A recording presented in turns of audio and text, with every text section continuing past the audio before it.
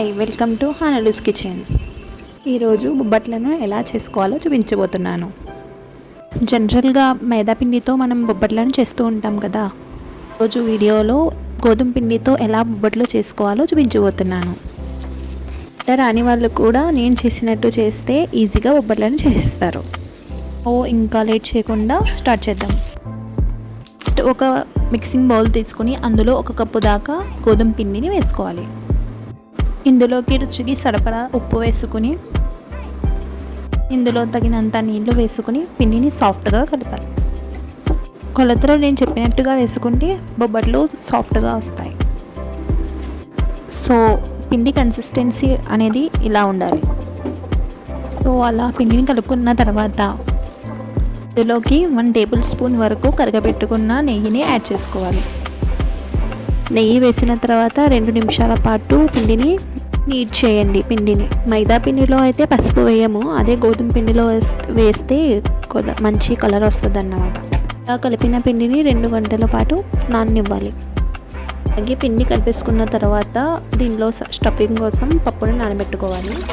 మేము 1 కప్పు గోధుమ పిండి తీసుకున్నాం కదా, అదే ఎగ్జాక్ట్గా 1 కప్పు పచ్చెనపప్పుని తీసుకోవాలి.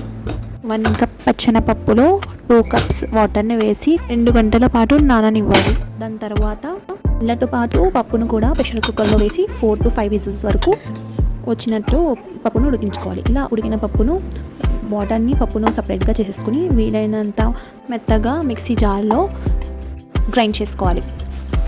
నెక్స్ట్ వేరే ప్యాన్లో 1 కప్ జాగరీ పౌడర్ వేసుకుని లేదా తురిమిన బెల్లం వేసుకుని అందులో ఇందాక మిక్సీ పట్టిన పప్పును ఇందులో యాడ్ చేసుకుని కలుపుతూ ఉండాలి.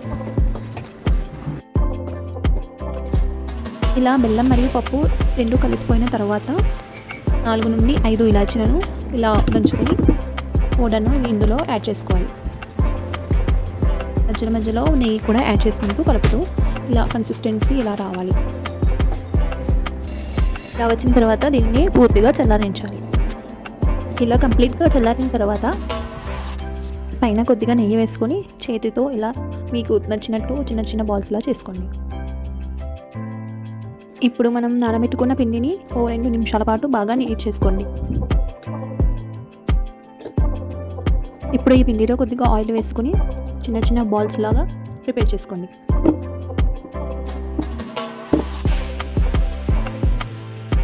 ఇప్పుడు బటర్ పేపర్ లేదా నార్మల్ పాలిథిన్ కవర్ తీసుకుని దానికి ఘీ అప్లై చేసుకోవాలి.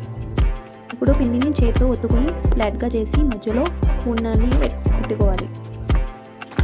దీని సెంటర్లో మనం తయారు చేసుకున్న పూర్ణాన్ని పెట్టుకొని ఇలా నేను చేసిన విధంగా చేసుకోవాలి.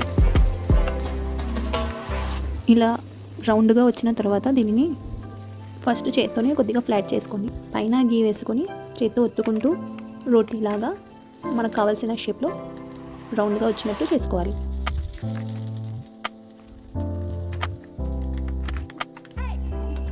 ఇలా పలుచగా మనకు కావాల్సినంత పలుచగా చేసుకుని దీని తర్వాత స్టవ్ మీద ఒక పెనాన్ని ఉంచి బాగా హీట్ అయిన తర్వాత ఇలా నేను చేసినట్టుగా రివర్స్లో చేసి ఇలా బొబ్బట్ని వేయండి. పైనుంచి కొద్దిగా నెయ్యి వేసుకుంటూ జాగ్రత్తగా వైపులో కూడా ఈవెన్గా కాలినట్టు తీసుకోండి. గోల్డెన్ కలర్లోకి చక్కగా వేగిన తర్వాత ఇన్స్టెంట్గా తినాలి అంటే సర్వింగ్ ప్లేట్లో తీసుకోండి. లేదు కొద్దిసేపు తర్వాత తినాలి అంటే ఒకదాని తర్వాత ఒకటి చేసుకొని హాట్ బాక్స్లో స్టోర్ చేసుకోండి. ఇలాగే మిగిలిన పిండితో కూడా ఎన్ని బొబ్బట్లు కావాలంటే అన్ని బొబ్బట్లు ప్రిపేర్ చేసుకోండి. వేడివేడిగా సర్వ్ చేసుకోండి. పూర్ణాన్ని మనం పాకంలో ఉడికించాం కాబట్టి ఇది కనీసం 15 days వరకు నిల్వ ఉంటుంది. సో అంతేనండి, నోట్లో వేసుకుంటే కరిగిపోయి మన బొబ్బట్లు రెడీ.